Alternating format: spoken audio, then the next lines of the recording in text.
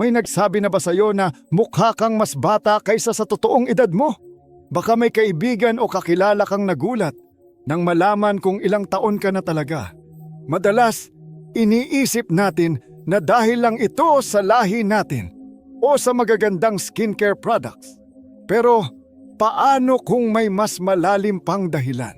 Ang hitsura natin ay hindi lang nakadepende sa ating genes o mga ginagamit na produkto. Sa totoo lang, ito ay resulta ng kung paano tayo mag-isip, mamuhay at humarap sa buhay. Ang ugali, paniniwala at mga desisyong ginagawa natin araw-araw ay may malaking epekto sa kung paano tayo tumatanda. Kung madalas kang sabihang mukhang bata, baka hindi lang ito swerte. Posibleng may ginagawa kang tama nang hindi mo alam. At kung gusto mong malaman kung paano mapanatili ang pagiging fresh at bata, hindi lang sa panlabas kundi pati sa loob, siguraduhing panoorin mo ito hanggang dulo. Huwag kalimutang i-like ang video at mag-subscribe para sa mas marami pang Stoic wisdom at life lessons. Tara, simulan na natin. Number 1. May matibay kang kalooban. Napansin mo ba kung paano may mga taong kahit dumaan sa maraming problema ay mukhang bata pa rin? Hindi mo makikita sa kanilang mukha ang stress, lungkot o bigat ng kanilang dinanas sa buhay. Parang hindi sila naapektuhan ng mga pagsubok. Ang sikreto nila, matibay na kalooban. Sa Stoic philosophy, tinuturo na hindi natin kontrolado ang lahat ng nangyayari sa paligid natin. Pero kontrolado natin kung paano tayo tutugon dito. Ang taong may matibay na kalooban ay hindi basta-basta nadadala ng stress. Hindi siya nagpapatalo sa lungkot, galit o takot. Paano nakakaapekto ang stress sa pagtanda? Kapag sobrang stress ang isang tao, tumataas ang cortisol, ang stress hormone na nakakasama sa ating katawan at hitsura. Narito ang ilan sa epekto nito. Kumukulubot at natutuyo ang balat. Nawawala ang sigla at elasticity nito dahil nasisira ang collagen, ang proteinang tumutulong para manatiling makinis, banat at matibay ang ating balat. Laging pagod at walang energy. Napapahina ng stress ang katawan, kaya pakiramdam mo ay laging pagod ka. Naaapektuhan ang postura at aura. Ang taong laging stressed ay mukhang matamlay, laging nakasimangot o parang mabigat ang daladala sa katawan. Kung napapansin mong may mga taong biglang tumatanda pagkatapos dumaan sa mabigat na pagsubok, ito ay dahil hindi nila nakontrol ang stress sa kanilang katawan. Ang stress ay hindi lang sumisira sa mental health, kundi pati na rin sa panlabas na anyo. Sekreto ng mukhang bata, tatag ng loob. Ang mga taong mukhang bata sa kabila ng pagsubok ay may emotional resilience o kakayahang bumangon at mag-move on. Hindi sila nagpapadala sa negatibong emosyon. Kahit may problema, hindi sila nagpapakalunod sa lungkot o galit. Madali silang mag-adjust sa sitwasyon. Imbes na magreklamo, hinahanap nila ang solusyon o tinatanggap ang hindi na nila mababago. Hindi nila pasan ang buong mundo.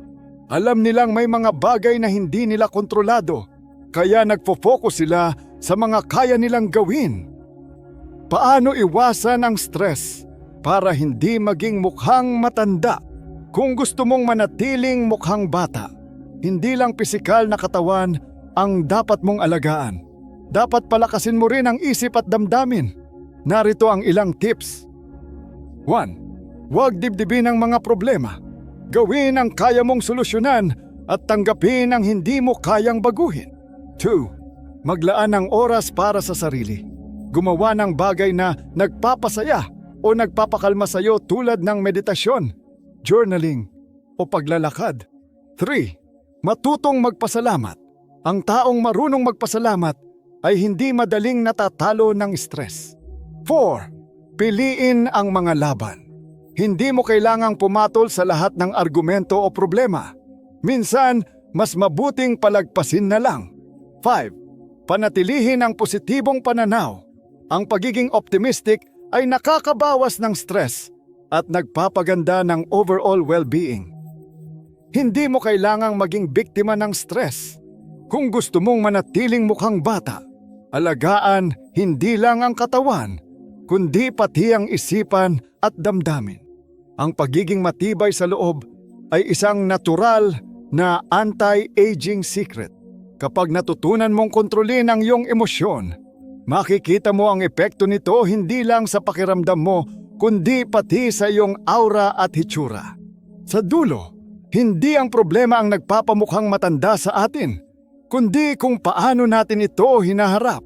Kaya kung gusto mong manatiling fresh at youthful, palakasin mo ang loob mo. Huwag magpatalo sa stress at sundin ang stoic mindset ng pagiging kalmado sa gitna ng unos. Number 2, hindi ka takot sa pagbabago. Napansin mo ba ang mga taong parang hindi tumatanda kahit lumipas na ang maraming taon? Laging masigla, puno ng energy, at parang laging may bagong pinaghahandaan sa buhay. Ang sikreto nila, hindi sila takot sa pagbabago. Samantalang may iba naman na mukhang mas matanda kaysa sa kanilang edad. Madalas silang mukhang mabigat ang loob, laging may reklamo, at parang wala nang gana sa buhay. Ano ang dahilan? Takot silang magbago. Bakit mahalaga ang pagtanggap sa pagbabago? Ang pagiging bukas sa pagbabago ay isang sikreto ng pagiging mukhang bata. Ang taong hindi natatakot sumubok ng bago, humarap sa bagong sitwasyon, at mag-adjust sa buhay ay nananatiling masigla at buhay ang isipan. Laging may bagong natututunan. Kapag active ang isip, hindi ito madaling tumanda. Hindi madaling panghinaan ng loob. Mas madali nilang tinatanggap ang mga pagbabago sa buhay. Mas masaya at may excitement. Dahil hindi sila natatakot sa bago, palagi silang may inaabangan. Ano ang epekto ng takot sa pagbabago? Kung ang pagiging bukas sa pagbabago ay nakakapagpanatili ng sigla, ang pag-iwas dito ay nagpapabilis ng pagtanda. Nagiging matigas at matamlay ang katawan. Ang taong ayaw magbago ay parang naninigas sa kilos, pananamit at pananaw sa buhay. Laging stress at negatibo. Madali silang mainis kapag hindi nila kontrolado ang sitwasyon. Pakiramdam nila ay tapos na ang buhay nila. Kapag hindi na sila open sa bagong karanasan, unti-unting nawawala ang sigla sa kanilang buhay. Madalas, ang mga taong takot sa pagbabago ay naiipit sa nakaraan. Ayaw nilang sumabay sa takbo ng panahon, kaya hindi nila napapansin na unti-unti silang napag-iiwanan. Stoic mindset, yakapin ang pagbabago. Ayon sa Stoic philosophy, ang pagbabago ay natural sa buhay. Mas madali ang buhay kung tatanggapin natin ito kaysa labanan. Lahat ng bagay nagbabago. Walang permanente sa mundo. Nagbabago ang tao, sitwasyon at panahon. Ang kapit sa nakaraan ay nagpapahirap sa atin. Kapag hindi mo matanggap ang pagbabago, mas lalo kang mahihirapan. Ang kakayahang mag-adjust ay isang superpower. Kapag kaya mong sumabay sa agos ng buhay, hindi ka basta-bastang natitinag ng stress. Paano matutong tanggapin ang pagbabago? Kung gusto mong manatiling mukhang bata at masaya, matutong sumabay sa agos ng buhay. Narito ang ilang simpleng paraan. 1. Subukan ang bago. Kahit simpleng pagbabago sa routine o bagong hobby, malaking tulong ito. 2. Huwag matakot sa pagkakamali. Lahat ng bago ay may learning process. Hindi kailangang maging perpekto agad. 3. Makinig sa iba't ibang pananaw. Hindi porket iba ang idea ay mali na agad. Minsan, doon tayo may matututunan. 4. Tanggapin na hindi lahat ng bagay ay kontrolado mo. Ang pagbabago ay parte ng buhay. Mas madali kung matututo kang sumabay. Kung gusto mong manatiling fresh at bata, huwag kang matakot sa pagbabago. Ang pagiging flexible sa buhay ay hindi lang nakakatulong sa mental health, kundi pati na rin sa kabuuang energy mo. Matuto kang mag-adapt, Huwag pang hawakan ang nakaraan. At higit sa lahat, tanggapin na ang pagbabago ay hindi hadlang. Ito mismo ang magbibigay sa iyo ng mas masaya at makulay na buhay. Number 3. Palaging mausisa ang iyong kaisipan. Napansin mo ba na may mga taong kahit tumatanda ay mukhang bata pa rin, puno ng sigla at parang laging may bagong nadidiskubre sa buhay? Ano ang sikreto nila? Patuloy silang natututo at laging bukas sa bagong kaalaman.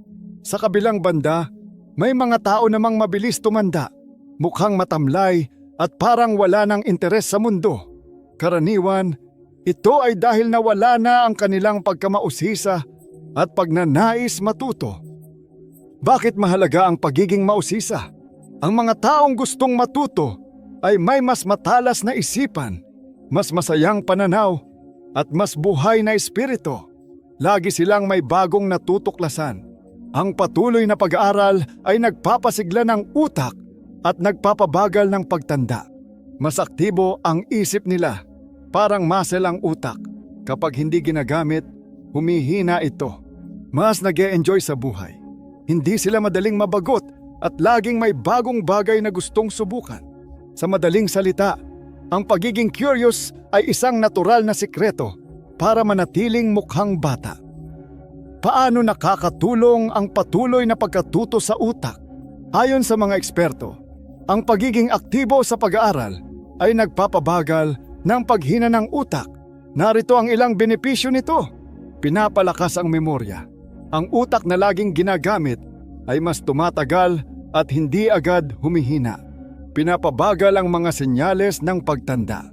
Mas mababa ang chance ng mga taong mahilig matuto na magkaroon ng sakit tulad ng demensya. Pinapataas ang dopamine levels. Ang dopamine ay isang happy hormone na nagpapasaya at nagbibigay ng energy sa atin. Kaya kung gusto mong manatiling bata ang isip at katawan mo, huwag kang titigil sa pag-aaral at pag-explore ng bago. Ano ang nangyayari sa mga hindi na mausisa? Kung ang patuloy na pagkatuto ay nagpapanatili ng sigla, ang pagkawala naman nito ay nagpapabilis ng pagtanda. Mukhang pagod at walang gana. Nawawala ang sigla sa mukha ng taong hindi na interesado sa bagong kaalaman. Mas mabilis bumabagal ang pag-iisip. Kapag hindi ginagamit ang utak, mas mabilis itong humihina, nagiging stagnant sa buhay. Nawawala ang excitement at pakiramdam nila ay paulit-ulit na lang ang lahat. Madalas, ang mga taong hindi na mausisa ay mabilis mabagot at mawala ng gana sa buhay. Pakiramdam nila, wala nang bago. Kaya hindi na sila natututo o na-e-excite sa mundo. Paano mapapanatili ang pagiging mausisa?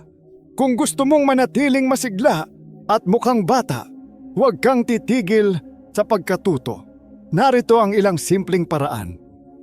1. Magbasa ng libro o manood ng educational content. Kahit ilang minuto lang sa isang araw, malaking tulong ito sa utak. 2. Magtanong at mag-explore. Huwag matakot magtanong o subukan ng bago. 3. Sumubok ng bagong hobby o aktibidad. Kahit simpleng bagay tulad ng bagong pagkain o bagong gawain, may epekto ito. 4. Makipag-usap sa iba't ibang tao. Maraming matututunan sa pakikinig sa ibang pananaw at karanasan. 5. Maglaan ng oras para sa self-improvement. Hindi lang sa eskwela natatapos ang pag-aaral. Aralin din kung paano mas gaganda ang sarili at buhay mo. Ang pagiging mausisa ay hindi lang para sa mga bata. Ito ay ugali ng mga taong masayahin, aktibo at mukhang bata. Kung gusto mong manatiling fresh at youthful, hindi lang dapat katawan ang inaalagaan. Kailangan mo ring i-exercise ang iyong utak, patuloy na matuto, maging bukas sa bagong kaalaman at manatiling interesado sa mundo. Dahil ang taong may gustong matutunan ay hindi lang nagiging mas matalino, nagiging mas masaya, mas masigla at mas mukhang bata rin. Number 4. Malaya mong naipapahayag ang iyong emosyon. Napansin mo ba na may mga taong mukhang bata at magaan ang aura? Samantalang ang iba ay parang mas matanda kaysa sa kanilang edad.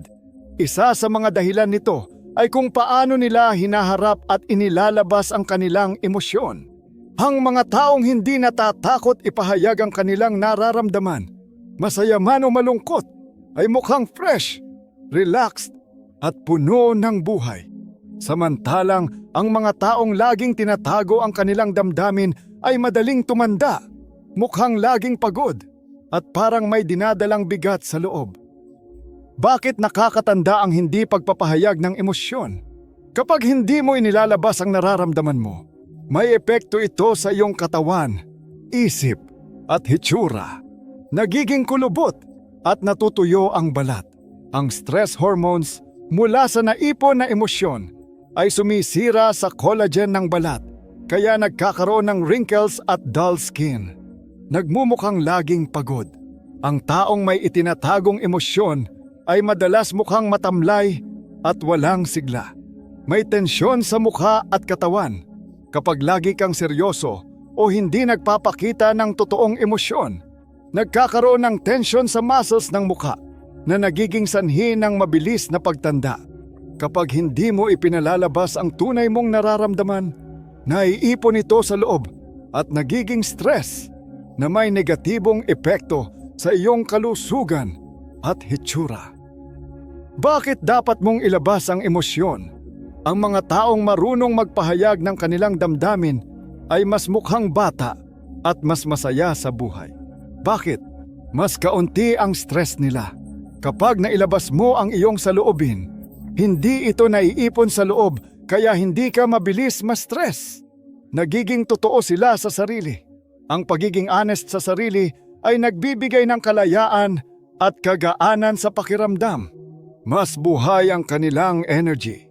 Ang taong marunong tumawa, umiyak o ipahayag ang nararamdaman ay mukhang mas buhay at mas magaan kasama. Hindi ibig sabihin na dapat mong isigaw ang iyong emosyon o maging impulsive. Ang tamang pagpapahayag ng damdamin ay may balanse. Hindi ito pinipigilan, pero hindi rin ito ibinubuhos sa maling paraan. Ano ang epekto ng pagpipigil ng emosyon? Kung ang pagpapahayag ng emosyon ay nakakabata, ang pagpigil naman nito ay nagpapabilis ng pagtanda at nagpapahirap sa mental health. Laging mabigat ang loob. Ang taong hindi marunong maglabas ng damdamin ay parang may dinadalang bigat sa puso at isipan. Nagiging iritable at madaling ma-stress. Ang naiipong emosyon ay lumalabas sa pagiging bugnutin, mainitin ang ulo, o iritable sa maliliit na bagay. Mas madaling tumanda dahil sa stress hormones. Ang taong hindi expressive ay mas madaling magkaroon ng wrinkles at mukhang pagod. Paano mo maihahanda ang sarili sa mas malayang pagpapahayag ng emosyon? Kung gusto mong manatiling mukhang bata at mas magaan sa pakiramdam, matutong ilabas ang iyong damdamin sa healthy na paraan. 1. Maging honest sa sarili. Kung may nararamdaman ka, huwag mong itanggi. Alamin kung ano talaga ang pinanggagalingan ng emosyon mo. 2. Makipag-usap sa taong pinagkakatiwalaan mo. Minsan, ang simpleng pagbabahagi sa kaibigan o pamilya ay sapat na para gumaan ang loob mo. 3. Isulat ang iyong nararamdaman. Kung hindi mo kayang sabihin, isulat ito sa journal para mailabas mo ang emosyon sa tahimik na paraan. 4. Gamitin ang creativity. Ang pagsayaw, pagpipinta, pagsusulat, o pakikinig ng musika ay maaaring maging paraan ng pagpapahayag ng emosyon. 5. Mag-relax at huminga ng malalim. Ang meditation at deep breathing exercises ay nakakatulong upang pakalmahin ang isipan at katawan. Ang pagiging mukhang bata ay hindi lang tungkol sa skincare o pagkain ng healthy. May kinalaman din ito sa kung paano mo ipahayag ang iyong emosyon. Kung gusto mong manatiling fresh at youthful, huwag mong ipunin ang iyong nararamdaman. Maging totoo sa sarili. Ipahayag ang damdamin sa tamang paraan. At huwag matakot maging expressive. Dahil ang taong hindi nagpipigil ng emosyon ay hindi lang mas mukhang bata, mas masaya rin, mas magaan sa buhay, at mas puno ng sigla. Number 5. Pinapalibutan mo ang sarili mo ng positibong enerhiya. Napansin mo ba na ang mga taong laging nasa paligid ng mga toxic na tao ay mukhang laging stress, pagod, at parang may dinadalang bigat? Hindi ito aksidente. Ang mga taong nakakasama mo araw-araw ay may malaking epekto sa iyong isip at katawan. Samantala, ang mga taong masaya, relaxed, at mukhang bata ay kadalasang napapalibutan ng positibong enerhiya. Hindi sila madaling mapagod at tila hindi sila mabilis tumanda. Ano ang sikreto nila? Pinipili nilang makasama ang mga taong nagbibigay ng good vibes at positibong impluensya. Paano nakakaapekto ang negatibong enerhiya? Ang negatibong enerhiya ay parang virus. Kapag palagi kang napapaligiran nito, madali kang mahahawa. Narito ang ilang epekto ng toxic na environment. Pakiramdam mo ay palaging mabigat ang loob.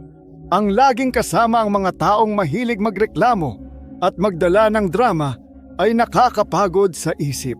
Mabilis kang mapagod. Ang negativity ay parang hinihigop ang energy mo.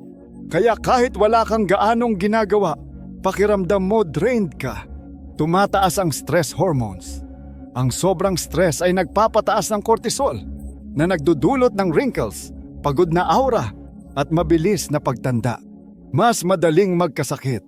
Ayon sa mga eksperto, ang pagiging nasa toxic na environment ay nagpapataas ng risk ng anxiety, depression, at iba't ibang sakit. Madalas, hindi natin napapansin na ang mga taong madalas nating kasama ang dahilan kung bakit tayo laging stress o parang mabilis tayong tumatanda. Bakit mahalaga ang positibong tao sa buhay mo? Ayon sa mga pag-aaral, ang pagiging palaging kasama ang mabubuting tao ay may positibong epekto sa ating mental at physical health. Nakakabawas ng stress. Kapag masaya at magaan ang paligid mo, bumababa ang stress hormones kaya mas relaxed ka. Mas gumaganda ang mental health. Ang pagiging kasama ang mga taong positibo ay nakakatulong sa emotional stability at nagpapagaan ng pakiramdam. Mas lumalakas ang immune system. Ang good vibes ay nagpapataas ng serotonin at oxytocin, mga hormones na nagpapasaya at nagpapalakas ng katawan.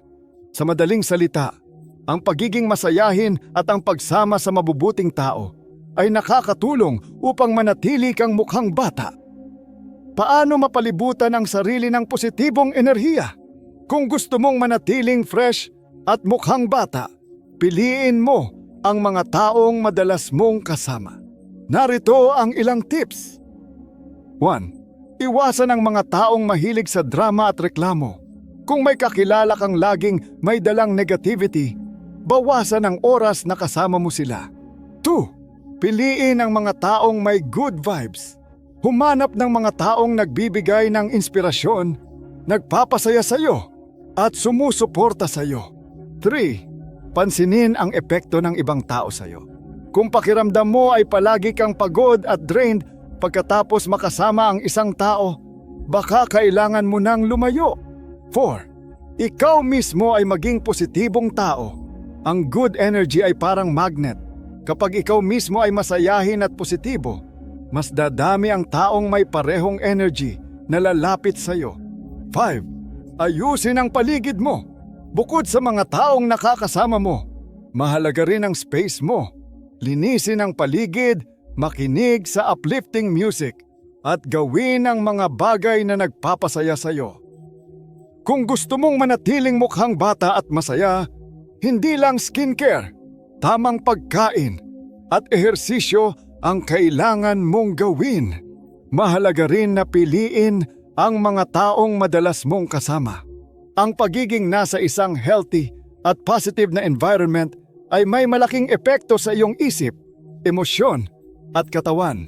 Kaya kung gusto mong manatiling fresh at mukhang bata, palibutan mo ang sarili mo ng good energy sa mga tao, sa lugar, at sa paraan ng pag-iisip mo. Dahil ang taong puno ng positibong enerhiya ay hindi lang mukhang bata, mas masaya at mas magaan din ang buhay.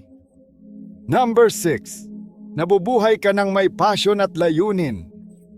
Napansin mo ba na ang mga taong laging may inspirasyon sa buhay ay mukhang mas bata, mas masigla, at parang hindi madaling mapagod?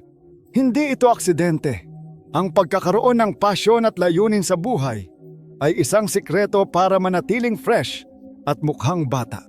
Samantala, ang mga taong parang wala ng gana sa buhay, walang direksyon, o paulit-ulit lang ang ginagawa araw-araw, ay kadalasang mukhang pagod at matamlay.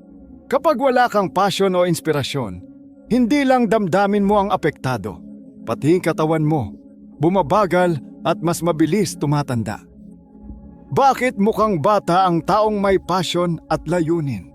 Ang mga taong may dahilan para gumising araw-araw ay mas mukhang bata dahil mas masigla sila. Laging may bagong bagay silang inaabangan, kaya hindi sila madaling mapagod o mabagot. Laging aktibo ang isip at katawan. Ang passion ay nagbibigay ng energy kaya mas motivated at mas malakas ang katawan. Mas madalas silang masaya at nakangiti. Ang saya at fulfillment sa ginagawa nila ay nagbibigay ng positibong enerhiya na kita sa kanilang mukha. Kapag alam mo kung bakit ka bumabangon tuwing umaga, mas nagiging makulay at makabuluhan ang buhay mo. At ito ay makikita sa hitsura at aura mo. Ano ang epekto ng walang pasyon sa buhay? Kapag wala kang pasyon o layunin sa buhay, mas bumabagal din ang iyong katawan at isip. Narito ang ilan sa mga epekto nito. Parang laging pagod at matamlay. Ang taong walang inspirasyon ay kadalasang walang gana at tila walang sigla. Nawawala ng gana ang isip. Kapag hindi ka na excited sa ginagawa mo, humihina rin ang mental sharpness mo. Mas madaling ma-stress o ma-depress. Ang taong walang direksyon ay mas madaling dapuan ng lungkot at stress na nakakasira sa overall health. Mas mabilis tumanda. Ang kakulangan ng excitement sa buhay ay nagpapababa ng energy levels at nagpapabilis ng pagtanda. Kapag wala kang passion, parang hindi na gumagana ng maayos ang katawan mo. Unti-unting bumabagal, nawawalan ng sigla at mas madaling tumanda. Scientific backing. Paano nakakatulong ang passion sa pagtanda? Ayon sa mga pag-aaral, ang pagkakaroon ng passion ay isang natural na paraan para pabagalin ang pagtanda. Nakakatulong ito sa pagtaas ng dopamine at serotonin. Ang hormones na ito ay nagpapasaya, nagbibigay ng motivation, at nagpapaganda ng overall well-being. Pinalalakas nito ang memorya at mental sharpness. Ang taong may passion ay mas mabilis mag-isip at mas aktibo ang utak. Pinapalakas nito ang immune system. Ang pagiging masaya at fulfilled sa ginagawa mo ay nakakatulong upang bumaba ang stress hormones at manatiling malusog ang katawan. Sa madaling salita, ang mga taong may passion sa buhay ay hindi lang mas masaya, mas mukhang bata rin. Paano mo mahahanap ang passion at layunin mo? Kung pakiramdam mo ay parang nawawala ka sa direksyon, huwag kang mag-alala. Maaari mong muling hanapin at sundan ang passion mo sa mga simpleng paraan. 1. Balikan ang mga bagay na dati mong gustong gawin. Ano ang mga bagay na dating nagpapasaya sa'yo? Subukan mong ibalik ang interes mo sa kanila. 2. Subukan ang bagong bagay. Minsan, natutuklasan natin ang passion natin sa pagsubok ng bago, tulad ng isang hobby o bagong skill. 3. Makipag-ugnayan sa mga taong may inspirasyon sa buhay. Ang mga taong may passion ay maaaring maging inspirasyon mo rin upang mahanap ang sarili mong layunin. 4. Gumawa ng maliit na hakbang araw-araw. Hindi kailangang biglaan. Kahit simpleng step lang papunta sa gusto mong gawin ay malaking tulong na. 5. Itanong sa sarili, ano ang bagay na ginagawa ko na hindi ko namamalayan ang paglipas ng oras? Madalas, ang passion mo ay ang bagay na kayang-kaya mong gawin nang hindi ka nagsasawa. Kung gusto mong manatiling mukhang bata, hindi lang katawan ang dapat alagaan. Dapat alagaan mo rin ang iyong puso at isip. Ang passion at layunin sa buhay ay nagbibigay ng sigla, saya at inspirasyon. At ito ay makikita sa iyong mukha, kilos at energy. Ang taong may dahilan para gumising sa umaga ay hindi lang mas masaya, kundi mas fresh at youthful din. Kaya kung gusto mong mapanatili ang youthful glow, hanapin at sundan mo ang bagay na tunay na nagpapasaya sa iyo. Dahil ang taong may passion ay hindi lang nagiging matagumpay, mas nagiging masaya, mas puno ng sigla, at mas mukhang bata rin. Number 7. Marunong kang magpatawad at mag-move on. Napansin mo ba na ang mga taong mukhang fresh, magaan kasama, at laging masaya ay hindi nagdadala ng sama ng loob mula sa nakaraan? Ang sikreto nila, marunong silang magpatawad at mag-move on. Samantalang may iba naman na laging mukhang pagod, bugnutin, at parang may dinadalang bigat sa buhay. Madalas, ito ay dahil hindi pa nila napapalaya ang sarili nila mula sa sakit, galit, o pagsisisi sa nakaraan. Bakit ang pagpapatawad at pag-move on ay nakakabata? Ang taong hindi nakakapit sa nakaraan ay mukhang mas fresh at masaya dahil hindi sila madaling ma-stress. Alam nilang hindi makakatulong ang galit at hinanakit, kaya pinipili nilang mag-move on. Mas magaan ang kanilang aura. Ang taong hindi nagdadala ng bigat sa puso ay mas mukhang relaxed at puno ng sigla. Mas positibo ang kanilang pananaw. Ini-enjoy nila ang kasalukuyan kaysa manatili sa nakaraan. Kapag natutunan mong bitawan ang sakit at sama ng loob, hindi lang gagaan ang loob mo, kita rin ito sa iyong mukha. Ano ang epekto ng hindi pagpapatawad? Kung hindi ka marunong magpatawad o mag-move on, ikaw rin ang mahihirapan. Narito ang ilang negatibong epekto nito. Mataas ang stress levels. Ang pagiging bitter ay nagpapataas ng stress na nagiging sanhi ng mabilis na pagtanda. Mas mukhang matanda at pagod. Ang taong laging may hinanakit ay kadalasang may wrinkles, stress lines, at matamlay na mukha. Laging mabigat ang loob. Ang hindi pagpapatawad ay parang pasan sa likod. Ikaw lang ang nahihirapan, hindi ang taong nagkamali sa iyo. Sa totoo lang, ang hindi pagpapatawad ay mas nagpapahirap sa iyo kaysa sa taong kinasasamaan mo ng loob. Paano nakakatulong ang forgiveness at mindfulness? Ayon sa mga pag-aaral, ang pagpapatawad at pagiging mindful ay may positibong epekto sa katawan at isip. Pinapababa nito ang stress hormones. Kapag nagpapatawad ka, bumababa ang cortisol levels, kaya mas relaxed ang katawan. Pinapalakas nito ang immune system. Ang mas mababang stress ay nagpapalakas ng resistensya laban sa sakit. Pinahahaba nito ang buhay. Ang mga taong hindi mahilig magkimkim ng galit ay mas madalas maging masaya at mas mahaba ang buhay. Sa madaling salita, ang pagpapatawad at pag-move on ay hindi lang para sa emosyonal na kalusugan. Nakakatulong din ito para manatiling mukhang bata.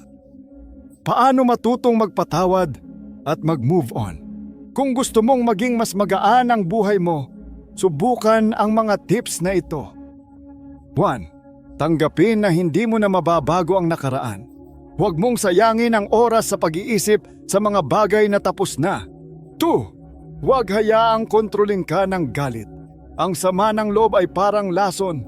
Ikaw lang ang nasasaktan, hindi ang taong kinasasamaan mo ng loob. 3. Matutong magpasalamat.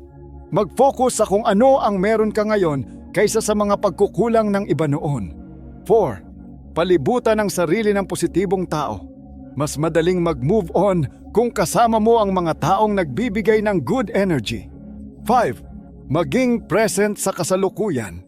Matuto kang mag-focus sa ngayon kaysa bumalik ng bumalik sa sakit ng kahapon.